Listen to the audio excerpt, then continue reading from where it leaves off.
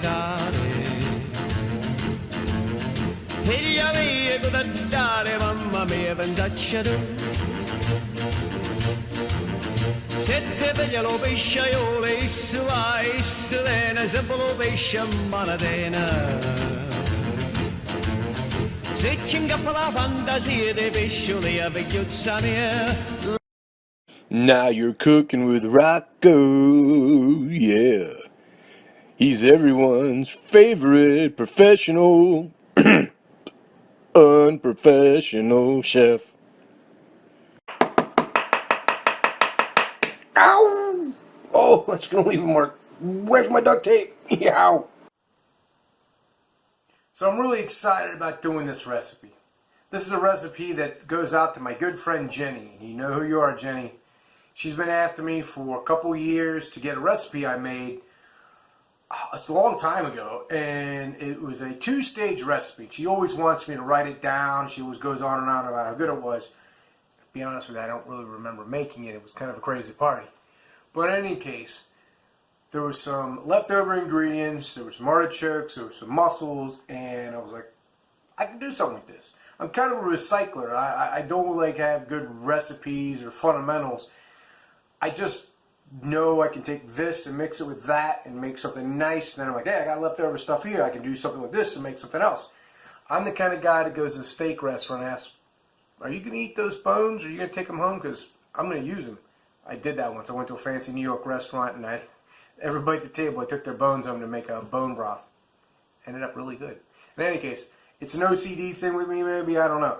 But I hate to waste things, and if I got something left over I can use, I'm like, hey, I'm going to use it. So that's probably what happened on this particular summer party that we did. So anyway, I want to do this recipe in 2 stages. First the artichoke and then the mussels. And then this way she'll have a video reference on how to do it herself. I want to see how well she can do it after she sees it. So we will start doing it right now. Alright, the star of the show for this episode is going to be the very lovely and delightful artichoke. So I got one at the store.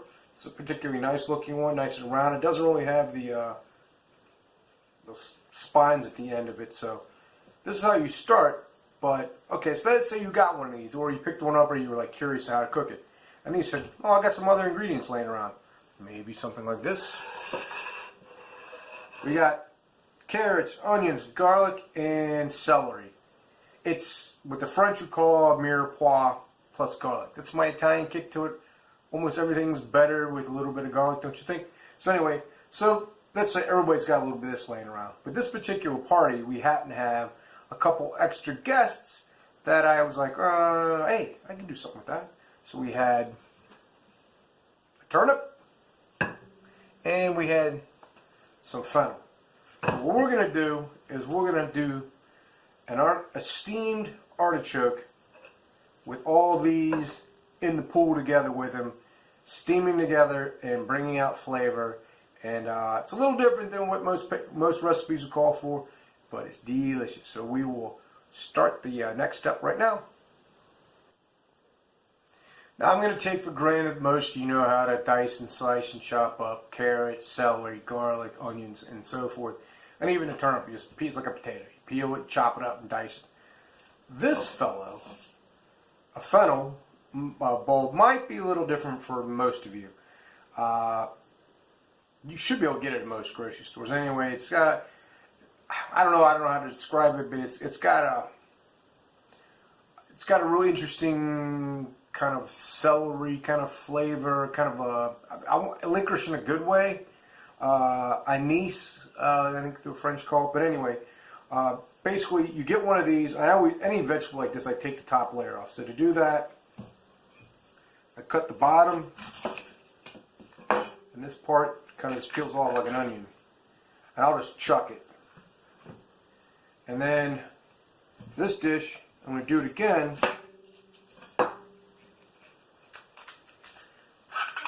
And this piece I'm going to keep. Now, all this green stuff you really can't use. I use it actually for like soups and stocks. I just think again, it's the recycler in me. I don't want to waste it. I mean, you really can't eat it. I've cooked these things for hours and they end up stringy. It's not worth eating, but it's a good, I use it as like a celery substitute. So I'll keep them, and they got a really good smell to them. So anyway, you just cut it. So you got just this piece left. And then cut down the middle. And from here, chop, baby. Just chop it up, dice it up, whatever. Everything can be done in a kind of a rude, crude, rustic chop, because eventually most of it's going to get strained anyway. So anyway, if you've never dealt with a fennel ball before, it's more or less how you do it. For salads, what I like to do is I cut it in little slits like this, get in the toaster oven or something, and it's really good. So anyway, I'll do a video on that some other time. Anyway, so we're ready to put the pieces together. I'll show you how to do that next. Alright, so I got all my ingredients chopped up, diced up, whatever. Like I said, it's a rough cut. There's nothing fancy. I'll show you in a minute. But you may not be used to working with an artichoke. There's really nothing to it. You want to cut some of the stem off, not too much. The artichoke aren't the famous parts inside, but you want to cut, I don't know, about to here, because some of this is still edible. And you'll notice that the tip's going to be kind of brown. So take it off, so just so you got a little bit, run it off a bit. So you got just a little nub. And then you want to take these outer leaves. Generally, you just want to pull these off. You can pull them off by hand. They're kind of discolored. This is a particularly nice one, though, so it's not as... The ones you'll usually see at the market are going to be a wider leaf with these pointy things on the top, and it's pretty obvious which ones you need to pull off.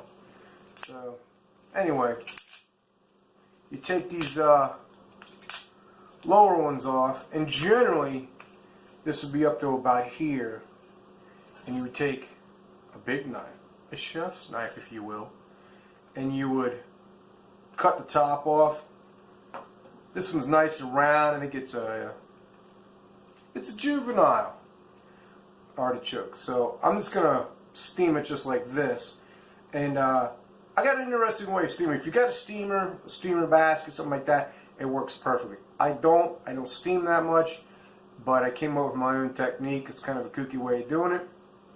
I use aluminum foil. I just use something like this. I just fold it over, keep folding over.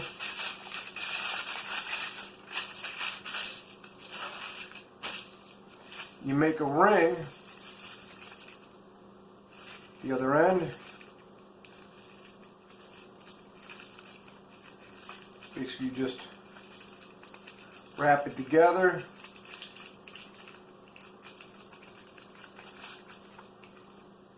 Make like a placeholder, and this will sit in that, and it sits in the water. So my water's almost ready, so I'll show you the next step. So it's real simple and easy. We'll be right back with the swimming pool part of the cooking process.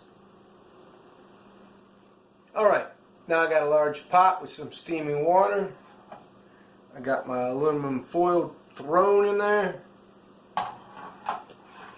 Put the star of the show in the middle of it. And then I got my ingredients. I got my fennel, I got my celery, carrots, a couple lemons. Citrus is always good with artichokes like that. Onions and garlic. Now, you don't have to have all this. This is just what I had that particular day. Any of it, none of it, you can really do with just salt water and lemon. But this is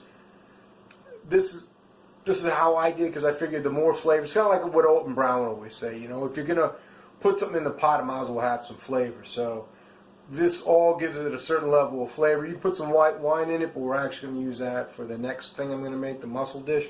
So you don't really need it for this stage. So anyway, everybody in the pool.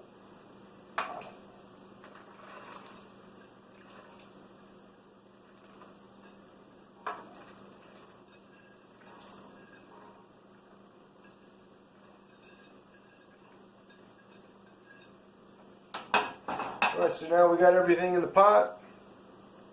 Actually, I don't know if you can see it and kind kind of looks pretty, if I do say so myself. So anyway, I'll add a little salt, maybe a little pepper, and then I'll put a lid on it. And depending on the size, it would take about 30-45 minutes until it's done. So basically it just steams. Turn it down to low so you don't overdo it.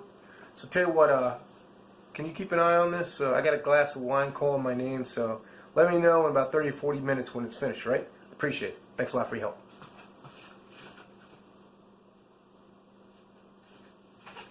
Just kidding.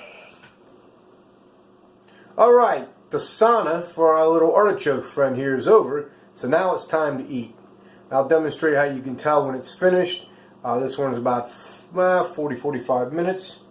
A little hot, but that smells great. And that's one of the reasons I did with all the different things in there.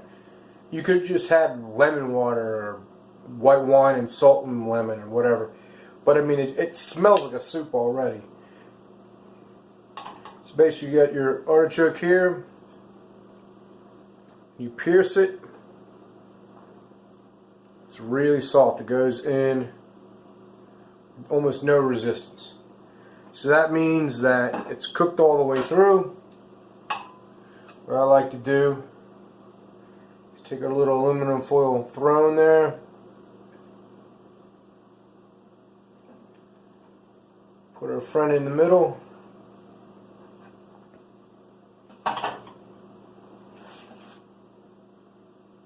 And here you go. And then basically what I would do is I would put some lemon wedges just for, you know, color or whatever. And obviously the best way to eat an artichoke was drawn butter or melted, but you know, they all fancy make it drawn butter. But it's super simple, super easy. It tastes great. You just peel off a leaf and eat it. And then the fun part with this is, again, going back, I hate to be redundant, but the recycler in me, get some light. I mean, look at all that goodness. I got all kinds of action going on in there.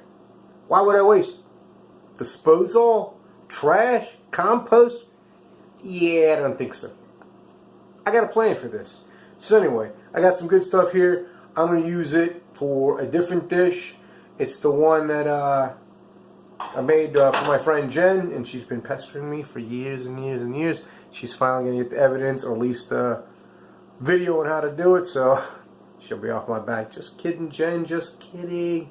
So anyway, that'll be the next video. So if this is where we're getting off, you're going to stop off at the artichoke dish here. Thanks for watching, and remember, if I can do this, you can do this.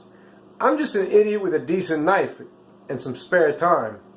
So go out there and make wow happen.